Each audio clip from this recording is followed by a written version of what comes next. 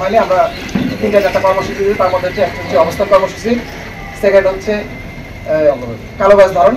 আমরা সকাল থেকে শুরু করছি।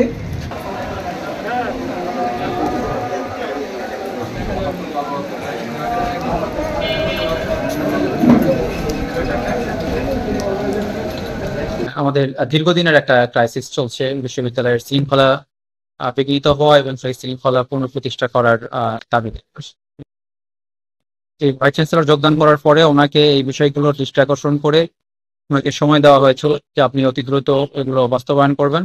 উনি আশ্বাস দিয়েছিলেন, সুন্দরভাবে আশ্বাস দিয়েছিলেন যে উনি এটা মাস নয় সপ্তাহের মধ্যেই এই জিনিসগুলো সুরাহা করবেন।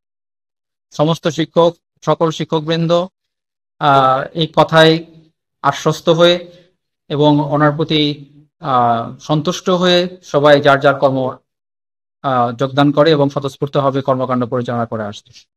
কিন্তু দুঃখের বিষয় হচ্ছে যে আমরা এই গত 3 সপ্তাহে কোন রকম সন্তোষজনক কোনো অগ্রগতি এই বিষয়ে পরিলক্ষিত হয়নি। আর সমিতির আলোচনায় বিষয়টা উঠে আসে যে আমরা তারপরে আস্থা রাখতে পারছি না এবং তার প্রতিবাদেই আমাদের এই সপ্তাহের জন্য আরো 1 সপ্তাহ সময় দেওয়া হয়েছে। 1 সপ্তাহ ব্যাপী আমাদের এই কালো ব্যাজ ধারণ এবং প্রশাসনিক ভবনে শিক্ষকদের অবস্থান কর্মসূচি থাকবে এবং আমরা ওনার কাছে, বিশ্ববিদ্যালয় প্রশাসনের কাছে দাবি জানাচ্ছি যে অতি দ্রুত এই সময়ের মধ্যে উনি বিশ্ববিদ্যালয়ের শৃঙ্খলা প্রতিষ্ঠা সহ যে দাবিগুলো ছিল সমিতির পক্ষ থেকে সেগুলো পূরণ করবে।